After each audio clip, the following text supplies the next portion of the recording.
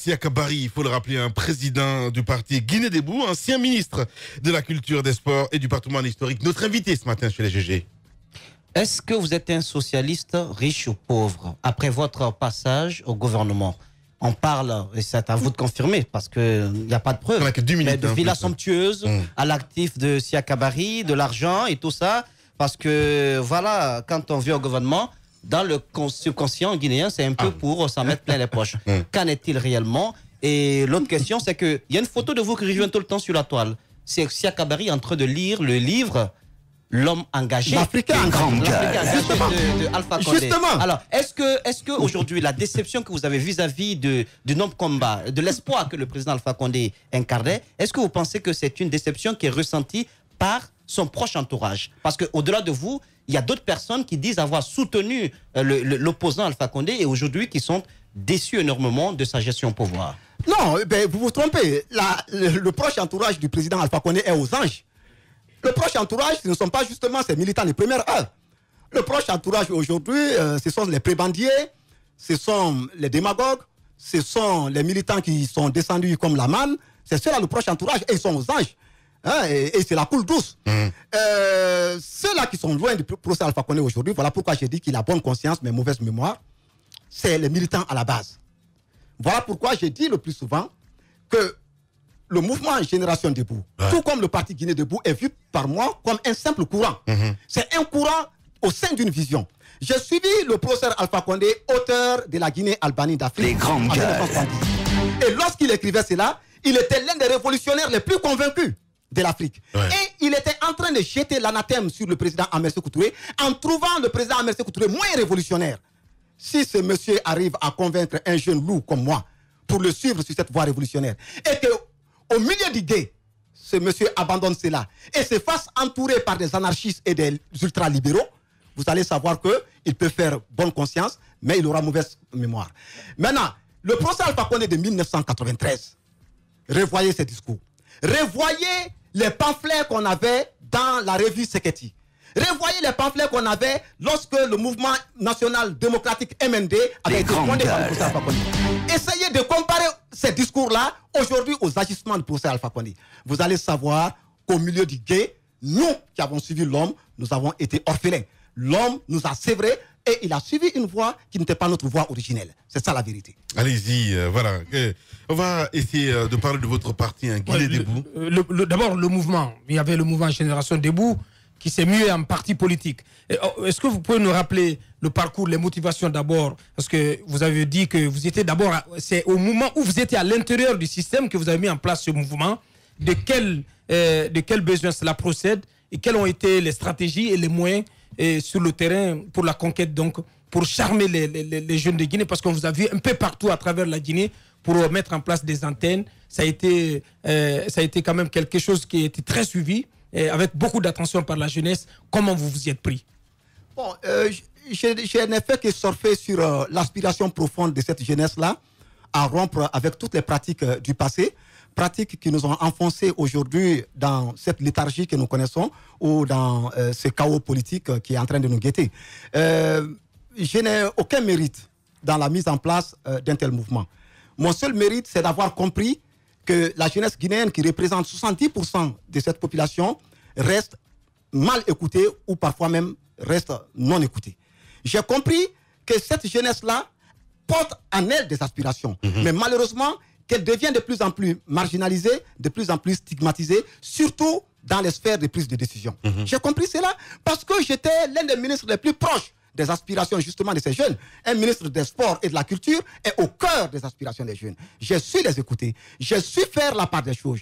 S'il fallait donc choisir entre une démarche carriériste et prébandière pour avoir ou pour maintenir mon strapotin, ou s'il fallait entrer dans l'histoire en luttant auprès de cette jeunesse-là courageusement, même en perdant le poste, j'ai fait le parti et j'ai pris le parti de la jeunesse. Voilà. Où vous en êtes aujourd'hui, parce que c'est très important. On va parler d'un mouvement, allez, comme les Gilets jaunes, c'est pas possible.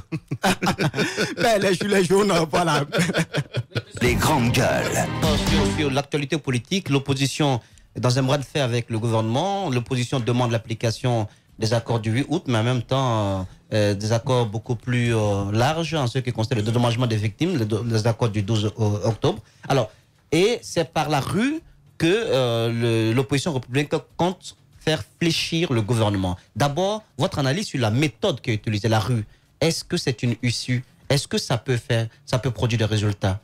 Bon, au lieu de tomber sur les faits, j'aimerais d'abord épiloguer sur la cause.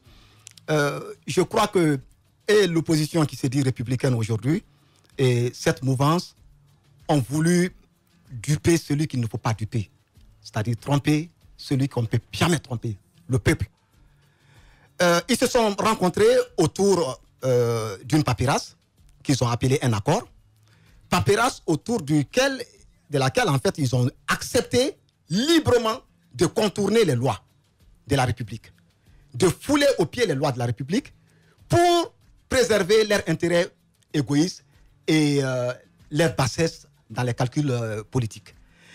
Quand, entre eux, cela arrive, comme vous appelez accord ou convention, je ne sais pas, mais qui contourne la loi, j'appelle cela tout simplement un gangstérisme politique. Parce que contourner la loi, quel que soit le motif ou la motivation, les grandes gueules. Ils l'ont fait. Et dans un accord entre gangsters, c'est le plus rusé et le plus fort qui l'emporte. Donc, nous sommes en train d'assister à des ruses, à des forces, et souvent même à des duperies, à des tromperies, à des coups de croc à jambe, à des feintes entre eux. Et la politique ne doit pas se bâtir justement sur ça. À Kidia, il y a eu la ruse. À Boké, il y a eu la ruse. Maintenant, j'entends Sidia, la semaine passée, dire oui, le RPG ne gagnera plus une circonscription avec nous parce que nous aussi, nous savons ruser. Voilà c'est à quoi on ne doit pas aujourd'hui s'adonner. Voilà l'image qu'il ne faut pas donner de notre sphère politique. Voilà pourquoi nous prônons et nous continuons à prôner ce renouvellement générationnel pour lequel nous sommes en train de nous battre depuis que j'étais ministre. Allez, mais cette question justement, cette politique aujourd'hui, je parle de la classe politique guinéenne, vous êtes dégoûté? Bon, dégoûté, on peut le dire, mais déçu quand même. Déçu. Déçu comme tous les Guinéens. Ouais. Sauf ceux qui tirent leur épingle du jeu. Ouais. Et ça, c'est le jeu économique, tout simplement. C'est pour des bassesses économiques que ceux-là ne sont pas déçus. Mais je suis déçu. Je suis déçu comme les 12 millions de Guinéens parce que je pense que l'apanage d'une classe politique, c'est de se battre pour être une force de proposition à même de créer des conditions de bonheur, de paix, de stabilité. Les grandes gueules. Mais notre classe politique, vous l'avez une fois surprise dans des débats sociétaux, jamais il n'est question de débat sociétal en Guinée. Non, alors, si vous êtes déçu de ce système politique aujourd'hui, parce que c'est ce qui se dessine dans vos propos, ce qu'on lit dans vos propos, finalement, quel va être votre positionnement? Justement. Quel va être votre positionnement dans cette arène politique qui vous déçoit? Nous l'avons défini, le parti Guinée Debout est un parti socio-démocrate. Pour soulager un peu mon ami Moussa Moïse, nous ne sommes pas un parti socialiste pur et dur. Moi, je suis socialiste pur et dur. Je l'assume. Mais puisque je ne fais pas seul le parti est un parti socio-démocrate. Et comme tel, notre positionnement se rapproche du centre. Ouais. Nous ne sommes ni de cette opposition qui se dit républicaine, ni de cette mouvance dans laquelle nous ne nous reconnaissons plus. Nous pouvons continuer et nous croyons devoir continuer notre combat avec nos convictions socialistes au sein d'un parti socio-démocrate, tout en gardant notre équilibre au milieu. Bien, on va parler de votre mentor, Kassori Fofana, 6 mois à la primature, un bilan. Mais comment voulez-vous faire le bilan du néant? Du néant? Oui, mais bien sûr. Kassori n'a pas eu la chance d'abord d'exprimer son talent. Il ne l'a pas eu. Je ne suis pas en train de le défendre. Ben si. Je ne le défends pas. Ben Non. si. Il n'a pas eu. Il est rentré sur des Mais crises. non, Siaka. Kassori est rentré sur des crises. Cohérent, certainement, il s'y prend mal. Il s'y prend mal dans la gestion de ces crises. Il s'y prend mal dans la gestion des crises. Mais non, ça passe pas. Je suis d'accord. Ça passe pas. Non, ça passe. Non, mais ça passe pas, c'est pas possible. Il est rentré sur des crises. Vous parlez d'un système. Je commence depuis d'abord. tout à l'heure. Écoutez, Non, mais attendez. l'histoire est têtue. Mais si. L'histoire est têtue. Kassori est rentré d'abord sur la crise du carburant qu'il a gérée. Ouais. Cette crise-là n'a pas été provoquée par lui. Rendez à César ce qui appartient. Les grandes gueules. La crise du carburant était une patate chaude qui attendait le gouvernement entrant. Kassori l'a gérée tant bien que mal. J'ai des reproches à faire dans la gestion de cette crise. Certainement ici est mal pris par endroits. Après la crise du carburant, il est tombé dans la crise enseignante. Sans compter dans la crise post-électorale liée aux élections communales. Il est venu en homme serein et on lui a mis tout de suite la tunique du sapeur-pompier. Qu'est-ce que voulez-vous? Il va jouer d'abord le rôle de sapeur-pompier avant de pouvoir exprimer son talent en tant qu'homme serein. Donc, vous croyez en son talent politique? Parce qu'il a été, à un moment donné, on peut l'estimer, un coach ou un mentor pour vous. Est-ce que vous pensez qu'il est l'homme de la situation? Si jamais aujourd'hui on était sorti de toutes ces crises multiformes, si aujourd'hui on était dans un contexte de sérénité, de stabilité politique, vous pensez que l'homme est réellement l'homme de la situation qui peut porter ce pays vers des aspirations meilleures? Je puis vous assurer d'une seule chose que je connais chez l'homme, c'est sa volonté. Je puis vous assurer qu'il en a la volonté. En aura-t-il la capacité dans ce chaos qui se généralise de plus en plus? Là est une autre question. Oui. Kassori avait la volonté d'apporter son grain de sel à l'édification d'une Guinée meilleure, en mettant donc en exergue ses compétences et son expérience. Je le sais. Pour avoir approché l'homme à un moment donné, je ne suis plus proche tout à fait de lui, mais pour avoir approché l'homme à un moment donné, ça, je sais qu'il en avait. Maintenant, est-ce que le contexte ambiant lui permet de mener à bien donc cette démarche-là et de mettre en pratique cette volonté? Là est une autre question. Mais je vous dis encore une fois qu'il n'est pas tombé sur un contexte favorable. Bien. Voilà, le président de Guinée Debout, notre invité ce matin, et c'est un lutteur qui insiste sur cette question. Moussa a posé 2 fois la question sur vos biens, mais vous ne répondez pas. Oh non, mais je voulais toujours répondre, c'est ce qui est même plus intéressant. Ça, c'est beaucoup plus intéressant parce qu'il m'étend la perche là. Allez-y. Je vais simplement lui répondre en rappelant quelque chose sur ma jeune histoire, très mouvementée, c'est vrai, parce que 20 mois d'histoire, mais qu'on passe des années à commenter. Je suis le seul, et sans fausse modestie, et unique ministre de l'histoire de la Guinée à déclarer ses biens avant d'entrer en fonction et après avoir quitté ses fonctions. Le seul et unique. Ça, c'est inédit, ça. Et ça, c'est inédit. Il y a une adéquation? Justement, je l'ai fait et je vais vous raconter une petite anecdote. Le jour de ma passation de service, après mon limogeage, j'entre dans le bureau du président Kéléfa Sall, qui me demande qu'est-ce que vous êtes venu faire, monsieur le ministre. J'ai dit, je suis venu pour déclarer mes biens. Il dit, ah bon? Vos biens, après, vous avez été démis, non? J'ai dit, oui, je suis venu déclarer mes biens. Il était surpris, parce que ce n'est pas une pratique en Guinée. Et je lui ai rappelé que la Constitution impose cela à tous les ministres. Et je lui ai dit, monsieur le président, veuillez en faire bon usage. Veuillez comparer ma déclaration de départ à ma déclaration d'arrivée. Que répondez-vous aux gens qui parent de cette somptueuse villa que vous avez, je pense, du côté de Lambagne, si je ne m'abuse? Les grandes gueules. Vous dites à ces gens que la villa n'appartient pas à monsieur le ministre Siaka Barry, que la villa appartient à l'expert du développement, à un fonctionnaire international, à quelqu'un qui a fait 15 années dans les institutions internationales qui s'appelle Siaka Barry. Bon à savoir. Allez-y. Alors aujourd'hui, on présente un tableau sombre de la Guinée aujourd'hui. Les politiques, vous dites, vous êtes déçus. Aujourd'hui, qu'est-ce qui se dessine? Sur quoi est-ce qu'on peut aujourd'hui se baser pour vraiment sortir de cette crise politique? Qu'est-ce qui se dessine pour les Guinéens pour espérer sortir de sortir de cette situation? La révolution. Carrément. La révolution. Ouais. John Kennedy, il n'était pas révolutionnaire, disait que si vous rendez les révolutions pacifiques impossibles, vous rendez inévitables les révolutions violentes. On ne pourra pas aller sans révolution dans ce pays. On a tenté tout. Il n'y a pas de réforme que le général Lansana Conté n'a pas tenté avec ce pays. En 1985, il s'est attelé le 22 décembre 1985, dans son discours d'orientation, à jeter les bases d'une réforme durable. Il n'y a pas de réforme qu'il n'a pas tenté avec le gouvernement syrien. Il n'y a pas de restructuration qu'on n'a pas tenté dans ce pays. Tout tombe à l'eau. Pourquoi? Parce que nous avons en face, non pas des textes désuets, les textes sont très honorables, mais nous avons en face un système qui est ancré. Un système qui a enraciné ses tentacules un peu partout, qu'il faudrait déboulonner, qu'il faudrait déraciner. En 2020, et la seule chose qui pourra déboulonner et déraciner ce système-là, c'est une révolution. Alors, qu'elle soit une révolution populaire, qu'elle soit une révolution pacifique, qu'elle soit une révolution des œillets, comme on l'a connu au Portugal, il faudrait une révolution. Alors, cette révolution, pour qu'elle ait lieu, probablement, il faut bien qu'il y ait en tout cas, que la possibilité soit donnée à cette Guinée de connaître une alternance en 2020. Et pour que cela soit, il faut certainement que l'actuel chef de l'État se conforme aux exigences constitutionnelles en ce qui concerne les mandats présidentiels.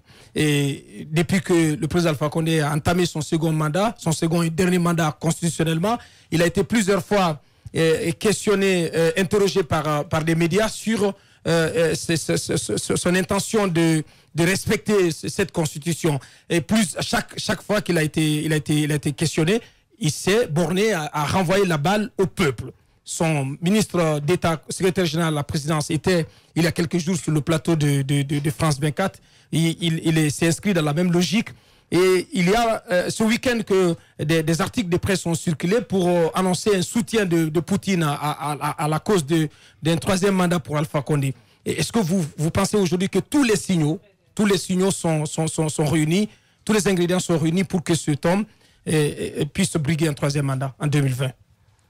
Bon, écoutez, je n'épilogue pas franchement sur des coupures de presse ou sur des bribes de rumeurs. Je ne vais pas rentrer dans ça, que Poutine soutienne un troisième mandat ou que l'Allemagne Samori Touré descende en personne pour soutenir. Là n'est pas la question. La question, c'est de savoir si le président de la République respectera son engagement pris vis-à-vis du peuple, pris vis-à-vis de sa propre personne, en jurant sur cette constitution de la respecter et de la faire respecter. Vous savez, c'est banal, mais ne négligeons pas cet aspect-là. Le président, par 2 fois, a juré sur cette constitution, en connaissance de cause, tout en sachant qu'il y a des clauses là-dedans qui l'empêchent d'aller au-delà de 2020, de respecter et de faire respecter cette constitution. Bien. Et cela dit, je ne suis pas d'accord avec ceux qui questionnent le président de la République sur la question du troisième mandat, très honnêtement. Y compris ceux dans la presse qui le font. Parce que je ne sais pas pourquoi nous allons créer la polémique ou le débat là où le débat a déjà été tranché. Ouais. Pourquoi une seule fois une presse n'a pas interpellé le président de la République sur la forme républicaine de l'État? Pourquoi on ne lui a pas dit, oui, monsieur le président, est-ce que vous voulez être un monarque désormais? Pourquoi on ne lui a jamais posé des questions sur son intention de remettre en cause la laïcité de l'État? C'est parce qu'on sait que ça, ce sont des clauses intangibles. Bien. Le verrou, bien. Justement, donc c'est des clauses intangibles. Autant ces clauses sont intangibles, autant le législateur a accepté que la clause maintenant liée au mandat soit intangible. Donc, si on ne peut pas le questionner sur la laïcité de la Guinée, sur la forme républicaine pour savoir, monsieur le président, vous voulez devenir roi maintenant. Sinon, si vous n'en tenez qu'au président Alpha Condé, il voudrait devenir roi. Monsieur le ministre, voilà. Monsieur le ministre, je comprends bien votre avis, mais là-dessus, permettez-moi de vous dire que vous avez tort. Le journaliste a vocation à informer, mais au-delà de cela, lorsqu'il suppose qu'il y a des réalités qui font penser à une volonté de trop appuyer la Constitution, il a le droit de faire ce qu'on appelle lancer une alerte. C'est ce que aussi, non, écoutez, vous ne pouvez pas vous-même créer les causes de l'alerte et lancer l'alerte. Ce qui est là, à ce que je sache, le président Alpha Condé... Il y a plusieurs commis de l'État qui sont exprimés sur la question et pas des moindres. Ça, on connaît aussi dans l'histoire récente de la Guinée qu'il y a eu tripatouillage de la Constitution. Quand on est donc dépositaire en quelque sorte de cette mémoire collective, permettez-nous de lancer l'alerte quand ça commence. Donc vous êtes en train de juger le procès Alpha Condé par les dires de ses commis. Mais écoutez, donc voilà un peu. Non, le président Alpha Condé, le président de la République s'est engagé à respecter et à faire respecter la Constitution. Justement. Lorsque ses commis sortent et qu'ils tiennent un tel propos, et que lui en retour ne les ramène pas à l'ordre, comprenez que silence équivaut à accepter. Je vous dis, j'étais l'un des hauts commis de cet État en tant que ministre, et je vous ai dit que le 12 août, mon mouvement a dénoncé ces commis-là et ces sirènes révisionnistes qui sont autour du président et qui voulaient l'entraîner donc sur un sentier très glissant pour lui. Bon, vous en avez pas vu, nous aussi. Voilà. Mais est-ce que le président de la République, moi-même, qui suis haut commis et qui a eu donc courageusement à dire que ce n'était pas une bonne chose, est-ce qu'il m'a rappelé à l'ordre? Bien. Le président laisse le débat. Mais ne lui prêtez pas une intention qu'il n'a pas encore exprimée. Voilà. Je dis encore une fois, je ne combattrai jamais le président Alpha Condé sur de simples intentions. Bien. Je l'attends à l'action et autour de l'action, le révolutionnaire s'exprimera. Voilà, Sia Kabari, notre invité ce matin chez les GG. Véritable success story de la radio Espace Guinée, les Grandes Gueules, détentrices des meilleurs scores radio en Guinée, de la meilleure émission talk show, a donné le créneau horaire du départ au bureau et du retour à la maison, récoltant depuis des années consécutives le titre d'émission la plus écoutée en Guinée, toutes catégories confondues. Un grand total de plus de 5 millions d'auditeurs ont été fidèles au talk show Les GG, diffusé jour après jour sur toutes les stations du réseau Adafo Média de 9h à 10h30, un exploit qui restera longtemps dans les annales de la bande FM en Guinée.